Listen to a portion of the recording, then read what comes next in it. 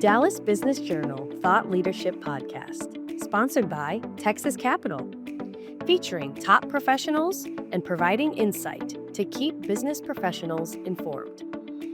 On today's episode, the president and publisher at the Dallas Business Journal, Ollie Chandock, is joined by Rob C. Holmes, Chairman-elect, President, and Chief Executive Officer of Texas Capital. Good afternoon, folks. I'm Ollie Chandock, President and Publisher at the Dallas Business Journal. Welcome to the first in a series of 3 discussions with top executive leadership at Texas Capital. Each of the executives will share their thoughts and perspectives on how the transformation at Texas Capital will continue to shape the financial industry.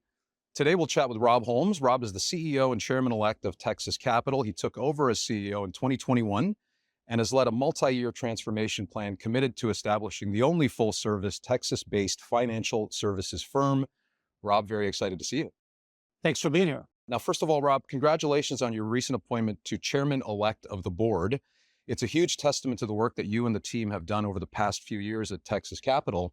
Tell me what this means for the entire firm.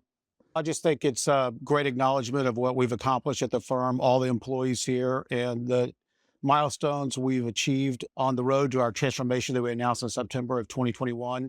We've been very consistent in putting out goals, both short-term and long-term, and each of those goals have been met to date. And so we're really excited about it. I think it's the board's recognition of that. And I think what it does is it helps shape the board for years to come. And we'll have the right board members and directors for the future of Texas Capital. We'll have a wonderful lead independent director, Bob Stallings, for the next year, and then another lead independent director after that. And so the proper governance will stay in place, but I think it will help to shape the board into the same vision as a transformation. Yeah, absolutely, Rob. Now, I just told you, I always enjoy reading your annual look-ahead letter. This year, you addressed several elements of this in your letter, and it's on everyone's mind. But how do you see the new administration shaping the economy in the next year?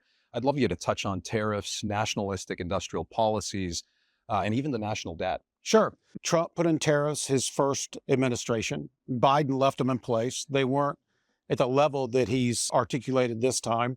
I don't know if the tariffs that have been announced are there to negotiate different legislative or trading goals or otherwise, like immigration and drugs, fentanyl, et cetera, or if he's really serious about it in the long term. And what people have come to the negotiating table pretty quickly, maybe quicker than most expected with Mexico and Canada both. So look, I don't see the tariffs being that level over a prolonged period of time. I just don't see that happening. It's not good for the U.S. It's not good for our trading partners. Going on to the debt, that is something that's been very disappointing for both parties. Neither candidate ran with that as an issue. And that is maybe the issue of our generation. And so that is going to affect the economy for a long period of time. People have different views on how much it takes away from GDP. But for anybody that thinks back when people were forecasting and all the dot plots, et cetera, had rate cuts, I was very public kind of the second quarter on last year saying I didn't see rates going down much. And matter of fact, you could see rates stabilize this year or even go up. And with the amount of government spending we've had and had under the previous administration with Trump too, I'm not sure how rates go down. Rob, I'm going to shift gears a little bit here in the conversation. Texas, our statewide, is one of the most business-friendly states, and we all know that. But it isn't immune to labor market challenges, as we all know. How have these challenges affected businesses across the state, and what should they do about it? Firstly, let's just talk about Texas for a little bit. Abbott had a State of the State address. He was very bullish. We have more people working in the state of Texas than 46 states combined. We've got 10% of the public companies in the country. We grow faster than the U.S. Our job force is growing faster than the rest of the U.S. Our job participation is higher than the rest of the U.S. We have a great young workforce coming up through 11 Tier 1 universities that no other state has. And we'll pass France pretty soon for the 7th largest economy in the world. So where else do you want to be? This is the state we want to be in. It's got more capital coming here than any other place. The Texas Triangle is real. Yep. You're literally sitting in the center of the universe for growth and expansion and investment and capital and job creation and a great medical complex, et cetera. for literally decades to come. I don't really see, look, we are subject to ebbs and flows.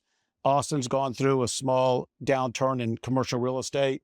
And so you'll see pockets of Texas, but going in and out. But the economy is so diverse and so big now that I'm very bullish on it, especially relative to other economies across the country. And I think you'll see more and more capital come to this part of the world and the Southeast US just due to business policies and people and attitudes and all the things I just talked about. Yeah, yeah. And we at the Business Journal get the privilege of writing about it. It's a terrific place to be, for sure. There's what, 300 companies that have come here in the last several years, then you get to learn about and write about each one. Oh yeah, it's always something new, and it's always very exciting. Shifting again a little bit to something else in the look ahead letter, technology has been the top area in which business leaders anticipate focusing increased capital expenditures. You also talk about in the letter mass adoption of AI-powered technologies. What effect do you think AI will have on the way these businesses operate and also shape their budgets? Yeah, look, I think AI is one of the most unbelievable advances of our time. It's very real. People will have to adopt, but I think the adoption will take a lot longer than people think. This is not a 2025 phenomenon. 2025 is when people are learning about and experimenting with it and trying to do it. But what you will find real quickly is if you're actually investing in it, is that your data has to be great. Not good, great. And most companies, especially small and middle market, and even large corporates that have been part of transactions and are running different systems, et cetera, their data is good in pockets, but not great universally. And so I think you'll see a lot of companies really focused on data in the near term and then adopting AI later on. We've used different forms of AI historically, and now we have some use cases for AI we're working on, but we're going slowly. And our data is great. We have a brand new data platform called Big Sky. We've worked on it for 4 years. We spent a lot of money on it, but we have one tech platform that we had to reinvest in the transformation. We're not a result of 4 or 5 different acquisitions like a lot of people, so it's probably easier for us to do it than others. But we feel really good about our data, and we'll start employing AI into different use cases in the very, very near future, generative AI, if you will. But I think for other companies, the real advances will come a little longer than what people think. Now, Rob, just touching on this, your tech offerings at Texas Capital are broad and really sophisticated. This allows you guys to serve greater clients. It allows you to work across different segments of the business. I've heard you speak on this before. Could you share a little bit about how that helps to serve your clients even better? Oh, sure. So we have a perpetual funding model, which is really powerful. What that does, that allows us to be very disciplined in our spending on tech and spend more money every single year on change the bank instead of run the bank. So we'll try to bring our tech spend down for run the bank, but we want to continue to invest in change the bank. And when you invest in change the bank, you improve client journeys and you also generate efficiencies, which makes the bank safer and quicker, which comes back and improves client journeys. So we're really happy about Big Sky, like I said, the data platform.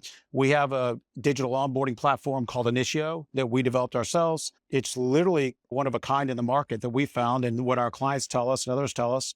And what we can do, what it allows us to do is send an email to a CFO or a controller or an individual or a consumer. They can upload the information for that account digitally, and we can open that commercial account tomorrow. And we have over 90% STP or straight through processing for simple accounts, probably 80 plus for complex. That means we're adding the products and services that you need straight through, which makes it faster and cheaper, improves client journeys. That's helped us grow our P times V or price times volume, our widgets to the warehouse, and our treasury services platform, kind of 18% quarter over quarter year for literally several years now. And that's a 2% business. You couldn't grow that business that fast without superior technology and a superior platform. Then we have embedded banking. We have unique APIs that we can put on your treasury platform. You never have to leave your platform to come to the Texas Capital infrastructure and do business, which is a big deal. There's another platform called Cortex. Cortex houses all of our our products and services for use here at the bank. And then we have C360, which is a surface layer over different platforms that we use. And what it allows us to do is have fewer engineers that are specialists. And so they can work on a lot of the different platforms instead of one or two. It allows us to be more agile. And we're really excited about that. But there's all sorts of ways we're trying to find efficiencies and invest in technology and unique things at Texas Capital that improves the client journey. I love it, Rob. Before we wrap, and we touched on this a little bit earlier, in the letter, you state that the Texas miracle is alive and well. Share your thoughts on the current outlook for the state's economy and how this success will continue. Yeah, look, I think we touched on it before. I think the outlook is wonderful. The diversity with oil and gas, think about it. We're number one in carbon. We're number one in solar. We're number one in wind. We have the number one port in the country in Laredo. We have the number one water port, seaport in the country in Houston in terms of tonnage. Our proximity to the border, our central location, our pro-business legislature and governor. I feel really well when you have a workforce like we do that's growing and companies moving here. I'm on the economic advisory board with the governor's office, and we were talking at a meeting recently, and the number of clients or companies that entity is speaking to about moving to Texas is dramatically higher now than it was 4 or 5 years ago. And when one of those companies moves to Texas, there was one story they told about it attracting, they would budget for different things, maybe 20 vendors come beside it to support that company. And indeed, it was like hundreds. So you get one big company to move here, and then the downstream effect is really great. And so I'm very bullish on Texas. We wouldn't have tried to do this transformation anywhere else, and we look forward to 2025. That's certainly the reason the state of Texas continues to be the perennial winner for the Governor's Cup. Yep. Rob, thank you for joining me today. Really enjoyed the conversation. Great to learn about you and, of course, Texas Capital. Thank you. Folks, that was Rob Holmes, CEO at Texas Capital. Please join us next time, and we'll meet the CFO at Texas Capital, Matt Skurlock. Until then, have a great day.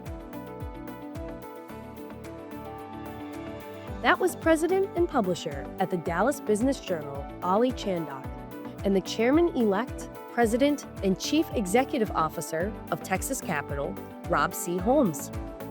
You've been listening to the Dallas Business Journal Thought Leadership Podcast. Texas Capital is the collective brand name for Texas Capital Bank and its separate non-bank affiliates and wholly owned subsidiaries.